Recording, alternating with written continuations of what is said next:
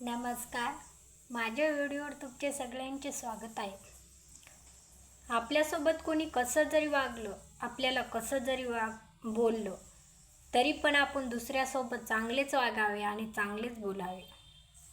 आपल्याला समोरच्या माणसाने किती जरी त्रास दिला ना, त्याचा त्रास सहन करावा आणि त्याचा त्रास सहन करून आपण डबल त्याला बोलायचा प्रयत्न करावा.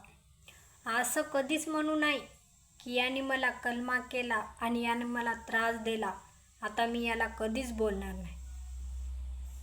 ज्या समोरच्या माणसाने जर आपल्याला जास्त त्रास दिला ना, तर आपण होऊन त्याला त्रास देऊ नाही. आपण त्याला प्रेमाने बोलावे, आनंदाने बोलावे, हसून बोलावे. आपण जर समोरच्या व्यक्तीसोबत हसून बोलू, प्रेमाने बोलू ना, ते किती जरी रागात असलं त्याला कधी न कधी एक दिवस वाटणारच, मी किती रागाने बोलतो तरी पण हे माझ्याशी चांगलंच बोलते, मी किती रागावलो तरी पण माझ्याशी प्रेमानेच बोलते.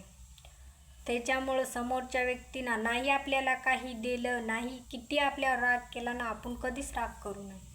प्रेमाने बोलावे, त्याच्यासोबत आनंदात राहावे. कारण समोरचा व्यक्ती आपल्यासोबत रागाने राहायला म्हणून आपण बी रागानेच राहावं का त्याच्यासोबत रागाने आपण कधीच राहू नये. त्याच्यासोबत आपण चांगलंच वागावे. राग धरल्याने कुणाचं बरं होत नसतंय. समोरचा व्यक्ती जर समजून घेणारा असला ना, त्याला कधीच राग येत नाही. माझा व्हिडिओ तुम्हाला आवडलाच जर असेल तरच व्हिडिओला शेअर करा, लाईक करा, चॅनलला सबस्क्राईब करा.